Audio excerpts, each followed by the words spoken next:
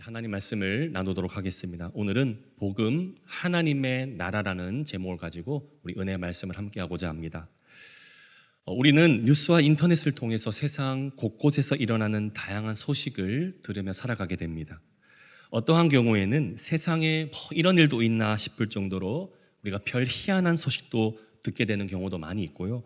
또 어떨 때는 세상 참 따뜻하다라고 느껴지는 좋은 소식도 우리가 많이 들으면서 나아가게 됩니다.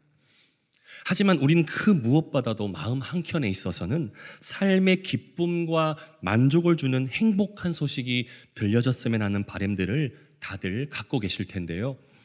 성도님들의 삶에는 무엇이 가장 행복하고 기쁜 소식이었으면 좋겠습니까? 우리 성도님들의 삶에는 무엇이 가장 행복하고 기쁜 소식이 되기를 바라십니까? 예를 들어서 우리가 길을 가다가 우연찮게 복권 하나 사서 긁어보았는데 이게 웬일입니까? 1등에 당첨됐습니다. 그러면 벌써부터 은행에 돈을 모아두든지 이제 배당금을 받으면 어떻게 써야 하나, 그런 생각에 행복한 고민에 빠지는 순간을 다들 맞이하게 될 것입니다. 또 어떤 가정에 취업을 앞둔 자녀들이 공무원 시험 혹은 대기업 면접에서 합격했다는 소식이 들려졌습니다. 그럼 우리 성도님들 벌써부터 어떠한 마음이 들겠습니까? 교회에다가 주보에 광고를 내달라고 하는 경우도 있을 것이고, 또 어떻게 어느 곳에 누구에게 먼저 자랑할지 이게 입이 간질간질하게 될 수밖에 없을 것입니다. 또 여러분이 평상시에 운영하는 사업장이 매출이 증가해서 수익을 많이 얻은 소식을 역시 너무나도 알리고 싶어 하는 좋은 소식이라고 생각해 볼 수가 있을 것입니다. 하지만 성도님들, 제가 방금 말씀드린 소식보다, 지금 방금 세 가지를 말씀드린 이 소식보다 더 좋고 기쁜 소식은 과연 우리에게 없는 것일까요? 만약 저 복권 당첨과 시험 합격과 사업 번창한 일보다도 더 기쁜 소식이 있다고 하면 어떠한 소식이 우리에게는 기쁜 소식이 될 수가 있겠습니까? 사실 여기 수요예배에 나온 저와 성도님들은 예수님을 구주로 믿고 크고 작은 세월을 지나 교회 공동체 안에서 신앙생활을 함께한 사람들입니다. 물론 신앙생활과 더불어서 세상 사람들처럼 가져보는 그 행복도 함께 경험해 보셨을 수도 있을 텐데요. 그럼에도 우리는 세상 사람들이 느끼는 행복보다 뭔가 더 가치 있는 기쁨이 있다는 것을 믿고 있기에 지금 예배하러 왔고 신앙생활을 하고 있는 것이 아니겠습니까? 그렇다면 무엇이 우리에게 세상 그것보다도 더 가치 있고 더 기쁜 소식일까요? 성경은 이 기쁜 소식을 이야기할 때에 우리에게 복음이라고 선포합니다. 복음. 우리가 성경 말씀, 설교 시간, 교회에서 그렇게 많이 강조하는 이 복음. 왜 복음일까요? 왜 우리는 복음을 제대로 알아야 될까요? 왜 복음을 기쁜 소식이라고 말할 수가 있는 것일까요? 이 복음이라는 단어는 원어로 유앙겔리온이라는 단어를 사용하면서 이 단어의 유래가 있습니다. 사실 이 단어는 로마 시대 때에 누군가와 상대해서 전쟁에서 승리하였을 때에 어느 한 사람이 그 승리의 기쁜 소식을 나라 전체에 알릴 때에 사용했던 단어였습니다. 우리가 보통 이 유앙겔리온 단어보다도 더 많이 알고 있는 단어가 여러분이 잘 알고 계시는 복음, 가스펠, 굿 뉴스, 이러한 단어들은 많이 우리가 한 번쯤은 들어보셨을 것입니다. 그렇다면 성도님께서는 복음하면 무엇이 가장 떠올려지십니까? 복음하면은 여러분의 머릿속에 가장 떠올려지시는 것이 무엇입니까? 일반적으로 성도님들 머릿속에 가장 두드러지게 떠올리는 복음이라고 한다면 예수 그리스도, 십자가의 죽음과 부활, 천국, 이러한 것들을 우리가 대표적으로 떠올릴 수가 있을 텐데요. 그렇다면은 왜 이 성경이 말씀하는 복음, 예수 그리스도 십자가의 죽음과 부활, 천국, 왜 복음이 좋은 소식입니까? 왜 이러한 복음이 세상의 그 무엇보다도 좋은 소식이라고 성경은 말씀하고 있는 것일까요? 우리가 복음을 너무나도 잘 아는 것 같지만 그러나 마음속에 얼마나 이 복음의 근본됨이 정립되어 있는지를 확인해 보셔야 됩니다. 왜 복음이 좋은 소식이냐? 우리 인간들은 죄로 인해서 죽어야만 했습니다. 그런데요, 죄로 인해서 영원히 죽어야 했지만 그러나 이제 죽어야만 했던 우리가 살 수 있게 된 소식. 물에 빠져 죽어야 하는 한 사람이 건져냄을 받아 죽지 않고 살 수 있게 된 소식. 이 소식이 바로 복음이라는 것입니다. 여러분 믿으십니까? 우리는 원래 죄로 인해 죽어야 했습니다. 그런데요, 이제 죽지 않고 살 수 있게 된 소식이 있기 때문에 예수 그리스도 십자가의 죽음과 부활, 천국, 이것이 바로 복음이라는 것입니다. 여러분 믿으십니까? 정말 믿으십니까? 그런데 우리는 이 복음을 어떻게 듣고 있습니까? 이 복음이 우리에게 얼마나 정말 간절하고 얼마나 정말 생명과 같이 다가오는 복음이십니까? 앞서서 우리가 이 복음, 예수 그리스도보다 혹여나 물질과 직장과 명예와 잘됨과 사업 번창, 성도님의 삶에 이러한 모든 것들이 혹시 복음이 되지 않았습니까? 이것이 잘 되어야 복음이라고 그렇게 우리가 막연하게 생각해온 그러한 삶이 아니셨습니까? 그런데 성도님들, 물질, 직장, 명예, 잘 되는 것, 사업 번창, 네, 형통하고 모두가 다 잘 되었으면 좋겠습니다. 그런데요, 이러한 것들이 과연 우리에게 영원한 만족과 행복이 되는 것입니까? 생각해 보면은 돈과 성공과 사업 번창, 이 모든 것 어느 세월, 어느 시간 한정된 공간 안에서는 만족과 행복을 주는 것들이기는 하나, 그러나 잘 생각해 보시면 언젠간 우리가 이 생을 다 마감하게 되면 이러한 것들은 결코 가져갈 수가 없다라는 것입니다. 그러게 우리에게 영원한 만족을 주지 못하는 것, 또한 영원한 생명으로 인도하지를 못하는 것은 복음을 결정하는 필요 충분 조건이 아니라는 점을 기억하셔야 됩니다.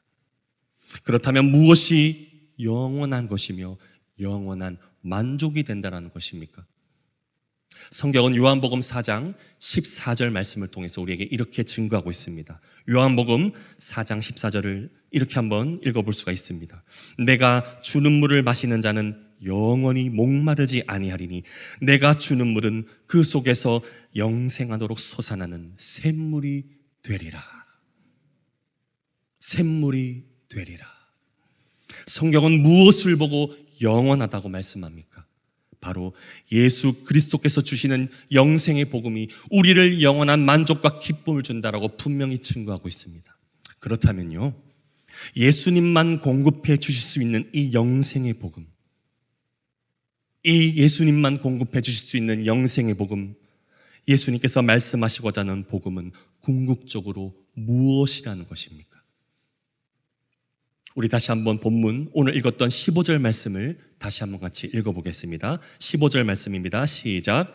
이르시되 때가 찼고 하나님의 나라가 가까이 왔으니 회개하고 복음을 믿으라 하시더라. 아멘. 하나님의 나라가 가까이 왔으니 회개하고 복음을 믿으라 하시더라. 성경은 예수님께서 증거하신 복음이 무엇이라고 가리킵니까? 바로 하나님의 나라. 하나님의 나라라고 선언하고 있습니다. 예수님께서 그렇게 마르고 닳도록 강조하시고 선포하시는 이 복음, 하나님의 나라. 성도님들, 그렇다면요, 하나님의 나라가 무엇일까요? 하나님의 나라. 우리가 성경을 읽으면서, 공동체 성경 읽으면서 수토록 읽었던 말씀 중에 하나가 하나님의 나라이셨을 것입니다. 하나님의 나라가 뭘까요? 어떤 분들은 하나님의 나라를 하나님의 나라이니까 천국으로 생각합니다. 네, 맞습니다. 당연히 하나님의 나라, 쉬운 말로 풀이하니 천국이니 틀린 말이 되는 것은 아닙니다. 예수님 시대 당시 유대인들이 이 하나님의 나라의 개념을 어떻게 이해하고 있었냐면요, 훗날 그들이 육신의 기력이 다하고 죽으면 저절로 갈 곳을 천국이라고 생각했습니다. 왜냐하면 이 유대인들 사람들은 모세로부터 전해진 율법과 유대인들의 그 전통적인 구전으로부터 전해진 그 사상들 안에는 살아서는 이미 자신들은 하나님의 백성으로 선택받으며 그렇기 때문에 살다가 죽으면 본인들은 그 죽음, 하나님으로부터 택함받은 공동체이니 더 이상의 고통도 없고 어려움도 없는 곳으로 하나님이 인도해 주신다고 믿어왔던 사람들이었습니다. 그러나 예수님께서 말씀하는 하나님의 나라는 과연 지금 이 유대인들이 생각했던 것들이 궁극적인 하나님 나라의 의미였을까요? 제가 성경 두 군데를 여러분에게 소개하고자 합니다. 마태복음 2장 5절과 6절을 우리 한번 찾아볼 수 있도록 하겠습니다. 마태복음 2장 5절과 6절에 보면 하나님의 나라에 대한 의미가 어떠한 것인지를 알려주고 있습니다. 마태복음 2장 5절에서 6절 제가 읽어드리겠습니다. 이르되 유대 베들레헴이오니 이는 선지자로 이렇게 기록된 바 또 유대 땅 베들레헴아 너는 유대 고을들 중에서 가장 작지 아니하도다. 내게서 한 다스리는 자가 나와서 내 백성 이스라엘의 목자가 되리라 하였음이니이다. 한 구절들 소개하면 누가복음 1장 33절에는 이렇게 말씀합니다. 누가복음 1장 33절은 영원히 야곱의 집을 왕으로 다스릴 것이며 그 나라가 무궁하리라. 성경이 그래서 분명히 말씀하는 하나님의 나라, 우리가 일반적으로 생각하는 천국, 죽어서 우리가 생을 다하고 이제 고통도 없고 이 생에 어떤 문제도 없는 천국으로 갈 수 있는 좋은 곳의 의미도 있지만요, 방금 우리가 읽었지 않았습니까? 하나님의 나라라는 의미는 무엇이냐면 여러분 꼭 기억하시기를 바랍니다. 하나님께서 친히 다스리시고 통치하신다. 하나님의 나라는요, 하나님께서 친히 다스리시고 통치하심이 바로 이 하나님의 나라의 의미라는 겁니다. 무슨 뜻이냐면요, 과거나 현재나 하나님 자녀들의 삶을 주님께서 그분의 영역 안에서 다스리시며 이끌고 가시는 삶과 신앙의 모든 영역들을 가리킨다는 것입니다. 그러니 단순히 우리가 죽어서만 가는 하나님의 나라가 아니라요, 이 땅 가운데서 우리가 하나님의 다스림과 통치하심과 그분의 지도로 함을 받아서 살아가는 그 모든 영역들이 바로 하나님의 나라라는 것입니다. 여러분 믿으십니까? 여러분들은 하나님의 나라를 지금 경험하고 계십니까? 아니면 죽어서 갈 곳만 막연하게 생각하고만 계십니까? 하나님의 나라는 현재입니다. 하나님의 나라는 지금 여러분들 가운데 예수 그리스도 생명의 복음이 여러분 안에 임하고 계시면 그것이 바로 하나님의 나라를 경험하는 삶인 줄을 믿으시기를 바랍니다. 그렇기 때문에 여러분, 우리가 오늘 이 자리 가운데 예배를 나온 삶, 예배하며 나온 이 수요 예배 삶 가운데 주님께서 함께 하시는 삶이라면 여러분의 삶은 천국을 경험하고 있는 삶임을 믿으시기를 바랍니다. 찬송가 우리 438장에 이러한 찬양의 가사의 고백이 있습니다. 할렐루야 찬양하세 내 모든 죄 사함받고 주 예수와 동행하니 그 어디나, 어디라고 말합니까? 하늘나라. 주 예수와 동행하니 그 어디나 하늘나라.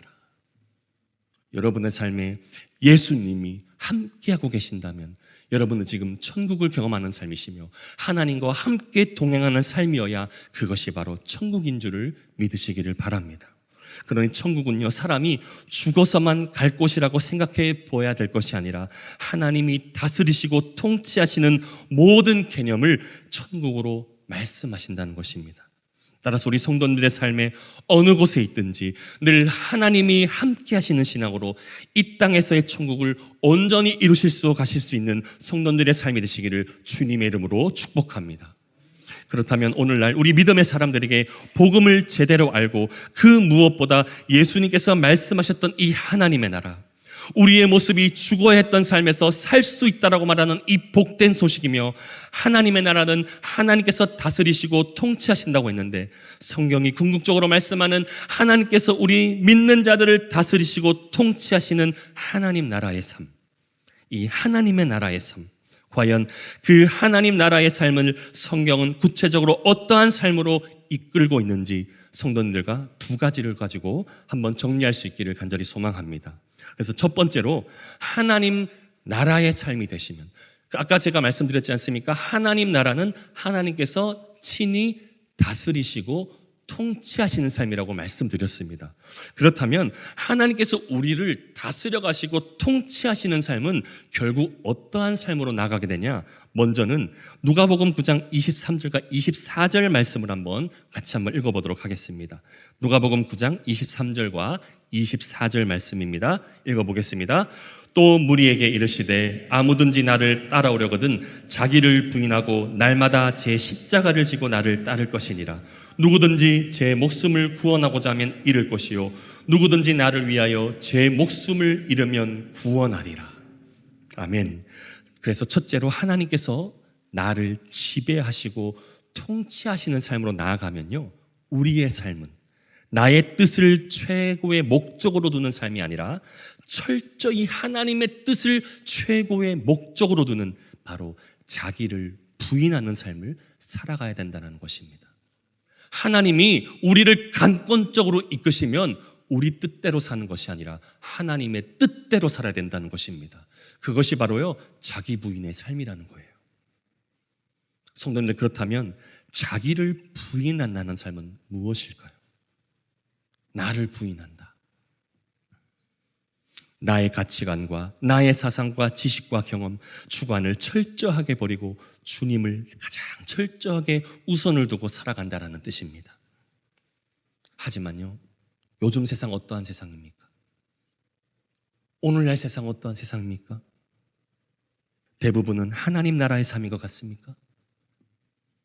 하나님께서 다스리시고 통치하시는 삶으로 살아가는 삶이 아니라 대부분은 내가 나를 다스려야 되고 내가 왕이 되어야 되고 세상을 내 지식과 내 경험을 바탕으로 지배해야 되고 내가 주가 되어 다스릴 수 있어야 인정받는 삶만 나는 세상이 아닙니까?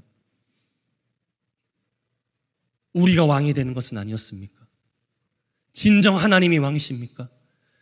진정 하나님이 우리를 다스리시고 통치하시는 삶으로 나가고 계십니까?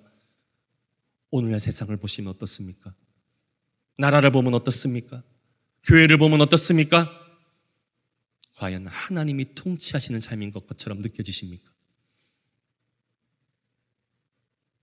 그러니 당시 저 유대인들, 예수님 시대 유대인들이 그토록 바랬던 그 메시아의 형상 어떤 줄 아셨습니까? 이들이 바랬던 절대적인 그 하나님의 그 나라를 다스리는 왕의 모습은 어떠해야 된다면요, 당시 여러분들이 잘 알고 있는 왕 중에 나폴레옹도 있을 것이고 또 그 로마의 유명한 장군 디토 장군과 같은 절대 권력자가 메시아로 등장해서 로마의 본인들이 지금 로마 제국 아래 지배 아래 있었거든요. 그러니 그 지배 아래 있는 우리들의 그 유대 나라를 구원했으면 좋겠다고, 절대적인 관건적인 능력을 가진 자가 왕이 되었으면 좋겠다고 그들이 한 목소리를 냈던 것입니다.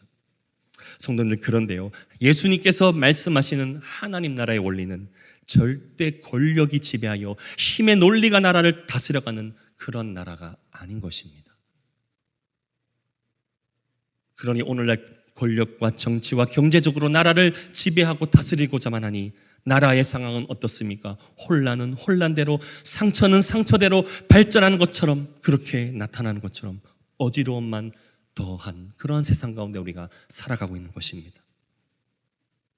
그러나 하나님 나라의 원리는 오직 하나님의 영광만이 나타나야 된다는 것입니다. 하나님께만 존귀하게 드러나시니 하나님 나라의 백성의 삶은 감히 우리 스스로의 힘과 능력으로 신라를 펼쳐가는 것이 아니라 온 백성이 하나님의 능력만을 의지하여 그분께서 주시는 영원한 자유와 안식을 누리는 삶으로 나아가야 된다는 것입니다. 이것이 바로 하나님의 나라라는 것입니다. 그러니 성도님들, 자기를 부인한다는 삶, 우리가 우리 스스로를 철저히 부인하며 나가는 삶, 성도님들, 하나님 나라가 정말 우리 안에 임했다는 증거는요, 내가 나의 의를 드러내고 내 가치관을 드러내고 내 지식을 드러내는 것이 아니라 이것들이 주 예수 그리스도의 능력으로 철저히 부셔지고 하나님의 뜻으로만 살아가는 그러한 삶으로 우리 구미사랑의 교회가 그렇게 나아가는 교회가 되어야 될 줄을 믿습니다. 그렇기 때문에 성경은 구체적으로 그 주의 백성들에게 어떻게, 아까 방금 우리가 읽었지만 요청하고 있느냐, 날마다 제 십자가를 지고 나를 따르라라고 말씀합니다. 십자가를 지고 나를 따르라. 이게 자기 부인의 삶이거든요. 그런데 여러분, 십자가를 지고 나를 따르라. 십자가를 지고. 이 말씀 어떻게 이해하고 계셨습니까? 성도님 혹시 십자가의 무게가 얼마 정도 되는지 아십니까? 로마 형 볼 때 십자가의 무게가 약 70kg 정도 된다고 전해집니다. 70kg. 성도님들 70kg 들고 갈보리 언덕 한번 가보셨습니까? 그런데 예수님이 지셨던 십자가는 맨정신에서 건강한 상태에서 지셨던 십자가가 아니었습니다. 어떻게요? 매맞으시고 찢기시고 체력이 거의 죽을 것처럼 바닥났던 그러한 상황 속에서 십자가를 지셨습니다. 그렇다면 성도님들, 예수님께서 우리에게 똑같이 갈보리에 가서 채찍 맞고 뚫려지고 매맞고 그러한 상태에서 십자가 지고 갈보리 가는 이 십자가 우리에게 지라고 말씀하는 것일까요? 성도님들 보시기에 이 십자가 어떻게 이해하고 계셨습니까? 그동안 여러분들이 바라봤던 십자가는 어떠한 십자가셨습니까? 근데 만약에 여러분 나무 십자가를 지고 여러분이 지금 갈보리를 가야 된다는 그런 생각과 같이 똑같은 생각을 갖고 계시면 오늘 십자가에 대한 의미를 바로 정립하셔야 됩니다. 그렇기 때문에 갈라디아서 3장 13절 말씀에 그 나무 십자가에 대한 의미가 어떠한 의미를 담고 있는지 우리에게 알려주고 있거든요. 제가 한번 말씀을 읽어드리겠습니다. 그리스도께서 우리를 위하여 저주를 받은 바 되사 율법의 저주에서 우리를 속량하셨으니 기록된 바 나무에 달린 자마다 저주 아래에 있는 자라 하였습니다. 이렇게 성경에 예수님께서 달리셨던 이 나무 십자가는요, 저주를 상징합니다. 그렇다면 예수님께서 우리들에게 나무로 만든 저 십자가 지고 본인을 따라오라 이야기한다는 말씀, 저주를 지고 나를 따라오라 맞습니까? 우리는 저주를 지는 것입니까? 그 십자가 지는 거 아닙니다. 성도님들, 십자가는 원어로 무슨 뜻을 갖고 있냐면요, 십자가라는 원어의 뜻은 기둥을 바로 세우다, 바로 세우다, 뜻을 바로 세우다라는 뜻이 십자가의 원어적인 의미입니다. 바로 세우다. 이게 무슨 뜻이냐면요, 주님께서 그 정말 우리에게, 우리 믿는 자에게 무엇을 바르게 세우며 따라오라고 하는지를 알려주고자 십자가를 지고 따라오라는 말씀이거든요. 그러면요, 우리는 저주를 가지고 그 죽음으로 가는 최종적인 목적지를 위해서 십자가를 지는 게 아니라요, 자기 십자가를 지고 나를 따라오라고 하는, 여러분, 우리는 무엇으로 주님과 바른 것을 세워야 될 사람입니까? 우리는 무엇으로 주님을 바로 따라가야 될 사람입니까? 바로 다른 것이 아니라 하나님의 말씀의 진리를 바로 세우고 그 십자가를 지고 주님을 따라가야 됩니다. 여러분 믿으십니까? 이거 들려지십니까? 이것이 깨달아지셔야 됩니다. 우리는 저주 달린 나무 십자가를 지고 주님을 따라가는 것이 아니라 언약의 말씀, 그 분명한 하나님의 말씀 진리를 바로 세워 주님의 길을 따라가야 된다는 것입니다. 이것이 바로 주님이 우리에게 가르쳐 주신 십자가를 지고 나를 따라오라라는 말씀이에요. 그런데 많은 사람들이 그 십자가를 그냥 단순히 희생하다, 고통받다, 죽어져야 된다, 이러한 의미만 갖춰져 있다는 거예요. 무엇을 바로 가지고 주님을 따라가는지를 지금 모르고 있다는 말입니다. 그렇기 때문에 뜻을 세우기는 세워가는데 올바르지 못한 뜻을, 진리가 아닌 비진리를 가지고 교회 안에서 신앙생활 가운데서 주님을 마치 따르는 것처럼 그렇게 살아가고 있다는 거예요. 그러나 오늘 주님께서 우리에게 따라오라는 십자가는 하나님의 말씀을 제대로 붙들고 그 언약의 말씀을 붙들고 나를 따라오라는 말씀을 여러분들이 깨달으시고 그 말씀을 가지고 예수 그리스도의 제자로의 삶으로 온전하게 나아가시는 성도님들의 삶이 되시기를 주님의 이름으로 축복합니다.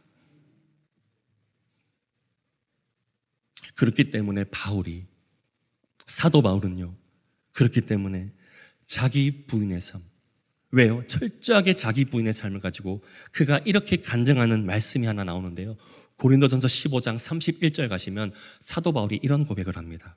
형제들아, 내가 그리스도 예수 우리 주 안에서 가진 바 너희에게 대한 나의 자랑을 두고 단언하노니 나는 날마다 죽노라. 성도님들, 왜 사도 바울이 이런 고백을 하게 된 줄 아십니까? 하나님의 진리의 뜻 아니고서는, 나를 낮추지 않고 하나님의 뜻을 들고 가지 않고서는 따라갈 수 없다는 것을 바울이 깨달았기 때문입니다. 그렇기 때문에 우리 성도님들, 나는 날마다 자기 부인의 삶을 가지고 주님을 따라가겠다는 삶, 하나님의 말씀을 온전하게 붙들고 그 진리의 말씀만이 나를 이끌어갈 수 있다는 사실을 기억하시면서 내 안에 나의 뜻으로 주님을 따라가려고 했던 이 삶에서 회개하여 오늘 이 시간 이 수요예배를 통해서 하나님의 말씀에 진리를 붙들어가며 주님을 따라가시기를 간절히 소망합니다. 두 번째입니다. 하나님 나라의 삶을 가르쳐주고 있는 두 번째 삶은 무엇이냐면요, 우리 마가복음 9장 22절과 24절에 나타나는 말씀을 먼저 읽고 제가 말씀드립니다. 마가복음 9장 22절에서 24절까지의 말씀을 찾아보겠습니다.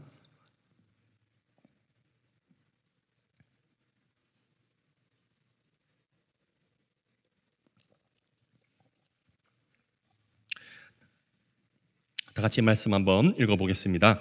귀신이 그를 죽이려고 불과 물에 자주 던졌나이다. 그러나 무엇을 하실 수 있거든 우리를 불쌍히 여기사 도와주옵소서. 예수께서 이르시되 할 수 있거든이 무슨 말이냐, 믿는 자에게는 능히 하지 못할 일이 없으리라 하시니 곧 그 아이의 아버지가 소리를 질러 이르되 내가 믿나이다, 나의 믿음 없는 것을 도와주소서 하더라. 두 번째, 그래서요, 하나님 나라의 온전한 삶을 이루려면 믿음 있는 자로 살아가야 됩니다. 믿음 있는 자. 지금 방금 읽었던 마가복음 9장 본문의 배경은요, 제자들의 무능함을 예수님께서 믿음 없는 자들로 지적하시고 이와 달리 지금 귀신 들린 한 아이의 아버지의 등장이 좀 주목을 받고 있습니다. 사실 이 귀신 들린 아이의 아버지에게서는 그동안 하나님을 향한 믿음의 신앙이 얼마나 잘 형성되어 왔는지조차 파악이 되지는 않습니다. 오히려 귀신 들린 아이, 이 귀신 들린 아이를 제자들은 이 귀신을 쫓아낼 수 있어야 했습니다. 왜냐하면요, 예수님께서 그동안 제자들에게 귀신을 쫓아낼 수 있는 권능을 허락해 주셨기 때문입니다. 그러나 제자들은 예수님께 권능을 얻고도 귀신을 전혀 쫓아내질 못했습니다. 왜냐, 그 이유는 이 아이의 아버지의 행동을 통해서 발견해 볼 수가 있는데요, 본문에 지금 읽었던 아이의 아버지는 어떻게 나오는 것 같습니까? 아이의 아버지는 어떻게 나옵니까? 제자들은요, 지금 예수님께 귀신을 쫓아낼 능력을 받았음에도 귀신을 쫓아내지 못했습니다. 그런데요, 이 아이의 아버지는 귀신을 쫓아낼 방법도 어떠한 능력도 없으니 지금 예수님 앞에 달라와 어떻게 하고 있느냐, 무엇을 할 수 있거든 우리를 불쌍히 여기사 도와주옵소서라고 간절히 요청할 뿐이었습니다. 도와주옵소서. 성도님들, 믿음 있는 사람은 주님 앞에 도움을 요청하는 자임을 믿으시기를 바랍니다. 제자들은 어떻게 했습니까? 예수님께 도움을 요청했습니까? 제자들은 자신들이 믿음의 능력의 무기를 갖췄다고 귀신을 내쫓아 보려고 했습니다. 성도님들, 잘 들어보십시오. 귀신은 누구만이 쫓아낼 수가 있습니까? 귀신은 누가 쫓아내는 것입니까? 제자가 쫓아내는 것입니까? 예수님이 쫓아내는 것입니다.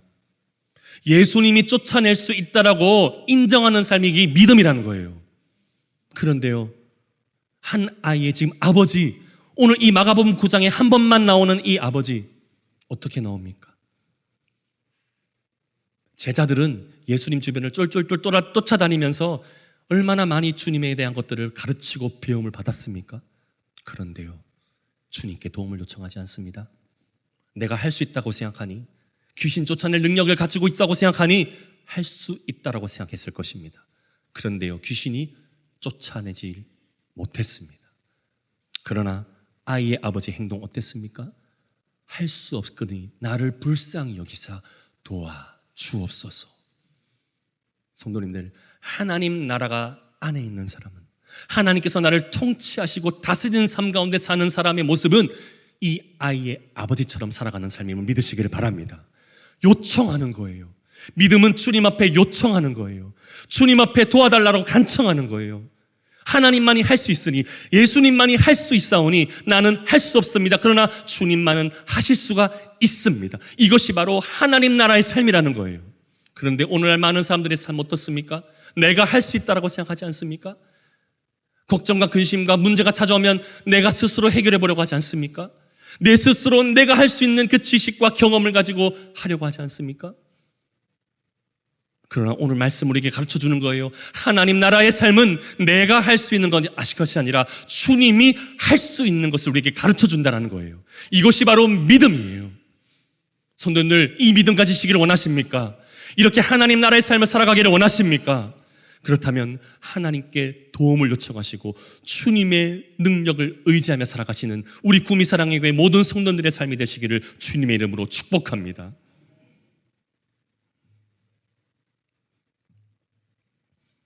갈라디아서 2장 20절 한번 띄워주십시오.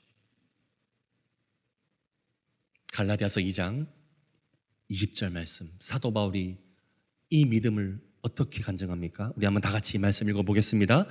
내가 그리스도와 함께 십자가에 못 박혔나니 그런즉 이제는 내가 사는 것이 아니요 오직 내 안에 그리스도께서 사는 것이라.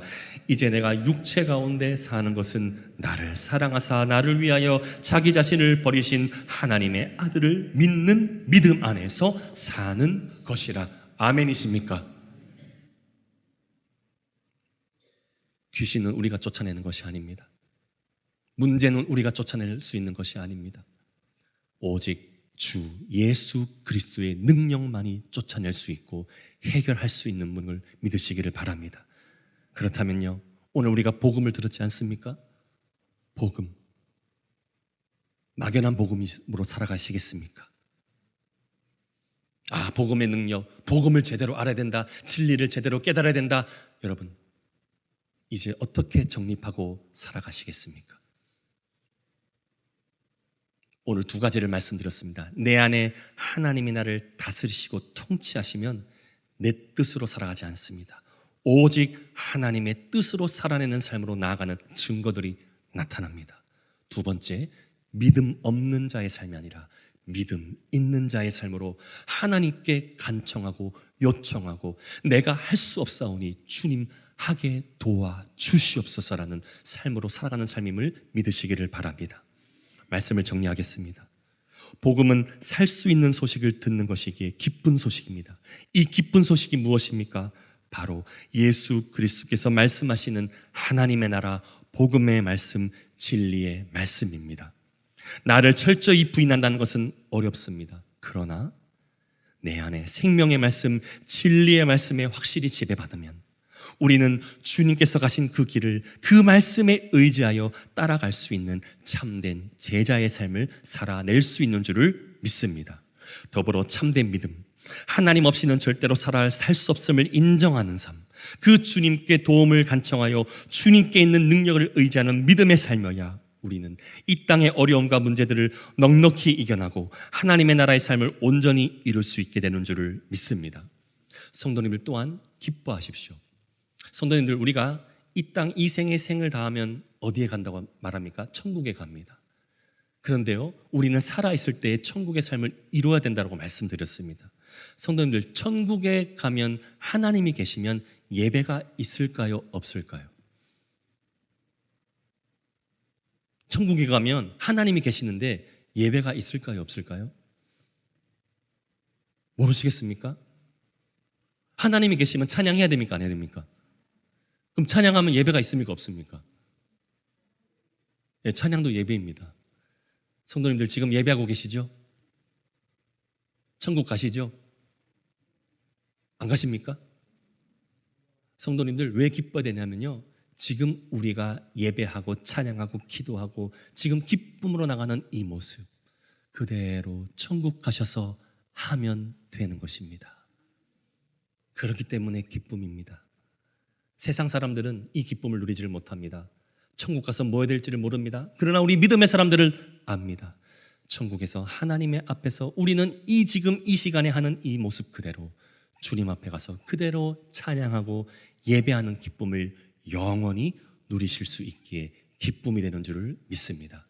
우리 구미사랑의 교회가 이 하나님 나라의 삶을, 이 땅 가운데서도 기쁨을, 천국 가서도 기쁨을 영원히 누릴 수 있는 그 기쁨으로 사실 수 있는 우리 모두가 될 수 있기를 다시 한번 주님의 이름으로 간절히 축원합니다.